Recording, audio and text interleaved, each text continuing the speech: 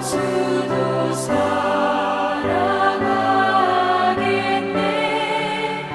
인자한 언어 행실로 이 신앙 전파하리라. 성도의 신앙 따라서 죽도록 충성하겠네. 아멘.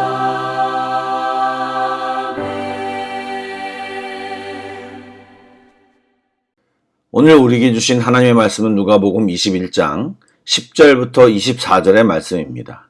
신약성경 132쪽입니다.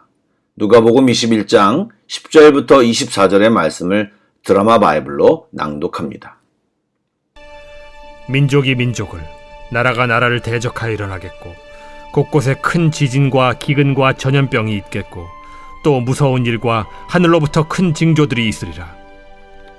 이 모든 일 전에 내 이름으로 말미암아 너희에게 손을 대어 박해하며 회당과 옥에 넘겨주며 임금들과 집권자들 앞에 끌어가려니와 이 일이 도리어 너희에게 증거가 되리라. 그러므로 너희는 변명할 것을 미리 궁리하지 않도록 명심하라. 내가 너희의 모든 대적이 능히 대항하거나 변박할 수 없는 구변과 지혜를 너희에게 주리라. 심지어 부모와 형제와 친척과 벗이 너희를 넘겨주어 너희 중에 며칠 죽이게 하겠고, 또 너희가 내 이름으로 말미암아 모든 사람에게 미움을 받을 것이나 너희 머리털 하나도 상하지 아니하리라. 너희의 인내로 너희 영혼을 얻으리라. 너희가 예루살렘이 군대들에게 에워싸이는 것을 보거든 그 멸망이 가까운 줄을 알라.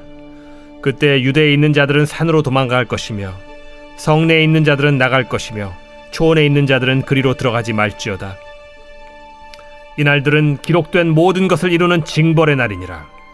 그날에는 아이 벤 자들과 젖 먹이는 자들에게 화가 있으리니 이는 땅에 큰 환난과 이 백성에게 진노가 있겠음이로다. 그들이 칼날에 죽임을 당하며 모든 이방에 사로잡혀 가겠고, 예루살렘은 이방인의 때가 차기까지 이방인들에게 밟히리라. 사랑하는 여러분, 주님께서 오늘도 우리에게 귀한 날을 주셨습니다. 예배하며 시작하는 이 하루도 주님의 평강과 은혜가 우리 삶 가운데 충만하기를 소망합니다. 아멘. 여러분, 축복하고 사랑합니다. 말씀을 나누겠습니다. 어제 끝부분에서 성전 파괴 이야기를 했는데, 유대인들에게는 하나님이 임재하여 계신다고 믿는 예루살렘 성전이 파괴된다는 것은 상상할 수도 없는 일이었습니다. 그래서 만일 성전이 파괴된다면 그들은 그때가 곧 세상의 종말이 아닐까 생각했습니다. 누가복음에서는 언급되지 않았지만 마태복음을 보면 제자들은 어느 때에 이런 일, 즉 성전 파괴가 이루어지는지를, 또한 세상의 끝에 징조가 무엇인지를 물었습니다. 이에 예수님께서는 구체적으로 세상 종말의 징조에 대해 복합적으로 예언하여 주셨고, 아울러 세상 종말 이전 때인 말세에 있게 될 성도들에게 세상 박해에 대해서, 또 그때의 성도들이 지녀야 할 자세에 대하여 말씀을 선포하고 계십니다. 여러분, 오늘 읽은 말씀 속에는 종말이 오기 전에 일어나는 여러 가지 일들을 말하고 있습니다. 먼저 지상에서 나라 간의 전쟁이 있을 것이고, 자연재해와 전염병, 그리고 무서운 일과 하늘에 큰 징조가 있을 것이라고 말합니다. 최근에 우리가 겪은 팬데믹 상황도 그 중에 하나일 것입니다. 그러나 재난의 시작일 뿐 아직 세상의 끝이 아닙니다. 그러기에 우리는 이런 상황을 접하면서도 세상의 끝이 왔다고 요동하지 말고 미혹하는 자들의 말에 속지 말아야 합니다. 세상의 끝은 난리의 소문이 아니라 복음의 소식이 땅끝까지 전해질 때 오는 것입니다. 예수님은 제자들이 박해를 피할 수 없을 것이라고 말씀하셨습니다. 예수님을 따르는 이들은 체포를 당하고 박해를 받을 것입니다. 동족 유대인들은 그들을 대적하고 회당과 옥에 넘겨주며 임금과 집권자들에게 신문을 당하게 할 것입니다. 그러나 그런 때는 오히려 예수님을 전하는 기회가 될 것입니다. 그때에 변명할 말을 미리 궁리하지 않아도 된다고 합니다. 왜냐하면 예수님이 할 말과 지혜를 주셔서 모든 대적을 이기게 하실 것이기 때문입니다. 그러기에 재난의 때에 움츠리지 말고 성령의 지혜와 능력으로 담대하게 복음을 오히려 전해야 하는 것입니다. 예수님은 심지어 부모와 형제와 친척과 친구가 그리스도인들을 배신하고 심지어 죽게 하리라고 말씀합니다. 또 그리스도인들은 예수님을 믿는다는 이유로 미움을 받고 공격을 받게 될 것입니다. 그러나 하나님은 그들의 머리털 하나도 상하지 않도록 보호하실 것입니다. 그러기에 끝까지 참고 인내하는 자는 반드시 구원을 받을 것입니다. 여러분, 세상에서 믿음을 지키다가 미움과 박해와 배신을 당한다면 우리는 흔들릴 수 있을 것입니다. 그러나 굳건한 믿음과 인내로 곧 다시 중심을 잡아야 합니다. 하나님은 우리를 붙드시고 이기게 하실 것입니다. 아멘. 예수님께서는 예루살렘이 군대에 둘러싸이면 구원의 길은 없다고 알려주셨습니다. 그토록 오랫동안 거룩한 성으로 인정받던 예루살렘이 그날에는 어떠한 힘도 발휘하지 못할 것임을 말하고 있습니다. 예수님은 그때 도성 안에 숨지 말고 그곳에서 나와 산으로 피해야 한다고 말씀하십니다. 왜냐하면 선지자를 거부하고 사랑하는 아들을 죽이고 성전을 장사터로 바꾸고 외식과 개인의 욕심을 추구했던 일들에 대해 준엄한 징벌이 내려지기 때문입니다. 죄악에 대한 하나님의 철저한 심판은 아무도 피하지 못합니다. 예루살렘이 심판당하는 날에 임신한 여자와 젖먹이는 어머니들이 화를 당해 엄청난 고통을 감내해야 할 것입니다. 여기서 화는 정죄가 아니라 동정을 표현한 것입니다. 이들은 목숨을 구하기 위해 도망가야 합니다. 미처 피하지 못한 사람들은 칼날에 죽임을 당하거나 이방의 포로로 잡혀갈 것입니다. 종말 때까지 하나님의 백성에 대한 박해가 이어질 것입니다. 여러분, 오늘 말씀 속에는 종말의 징조와 경고에 대한 이야기만 나와 있습니다. 이런 것을 읽으면 괜히 두려워하고 당황해하는 분들이 있습니다. 그러지 마시기 바랍니다. 성경이 말하는 것을 새겨 들으시기 바랍니다. 무엇을 말하고 있습니까? 설사 지구의 지각이 흔들리고 믿음에서 떠나도록 위협하는 엄청난 박해를 당하더라도 당황하거나 두려워하지 말라고 합니다. 우리는 하나님의 자녀로서 전능하신 하나님을 믿고 하나님의 보호를 신뢰하며 살면 되는 것입니다. 믿음 위에 굳게 서서 인내함으로 꿋꿋하게 버텨야 하는 것입니다.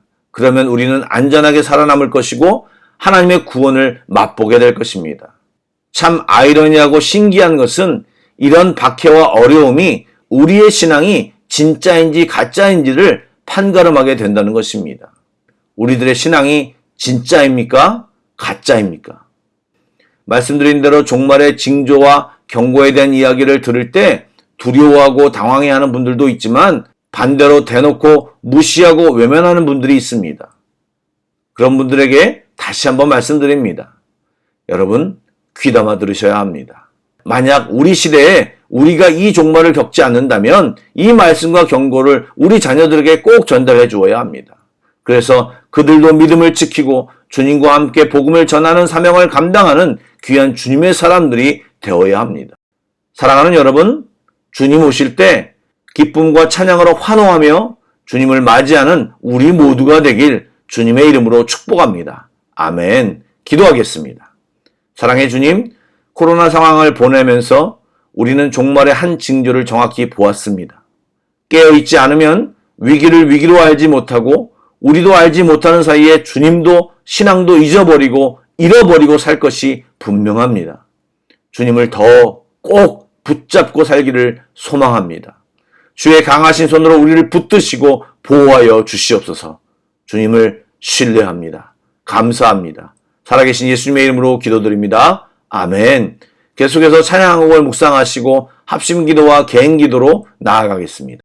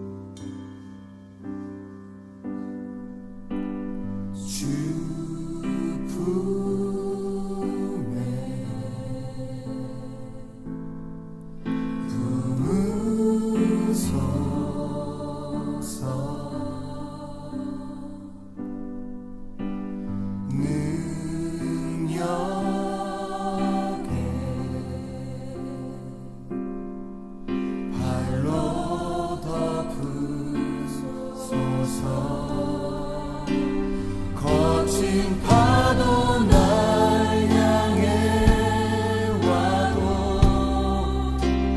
주와 함께 날아오르리. 폭풍 가운데 나의 영혼 잠잠하게 주를 보리라.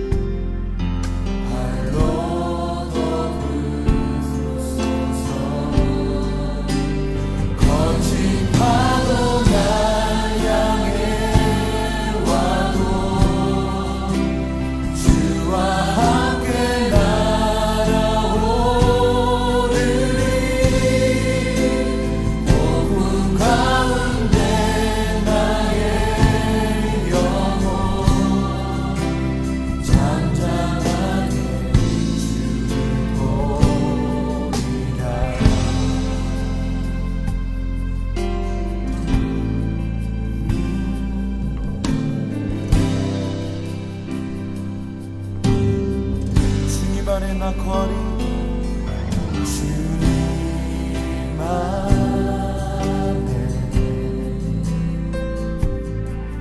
나 거하리.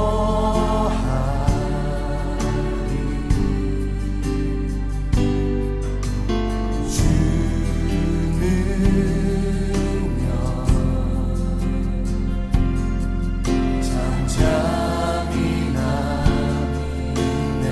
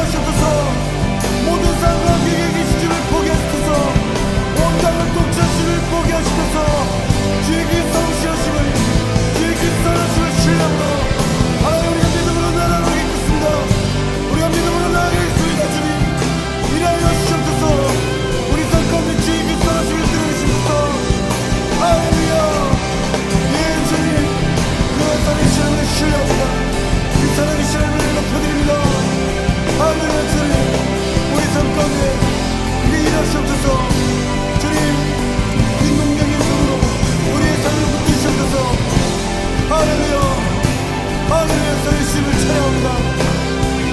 주님을 높여드립니다. 예, 주님.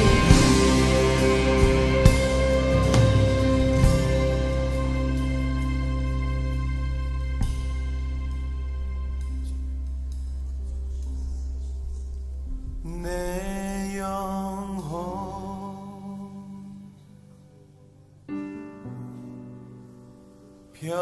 평안해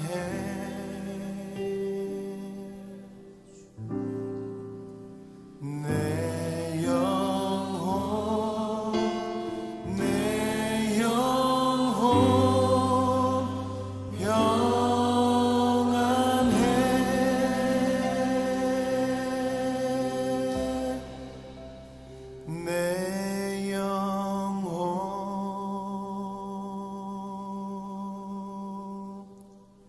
평안해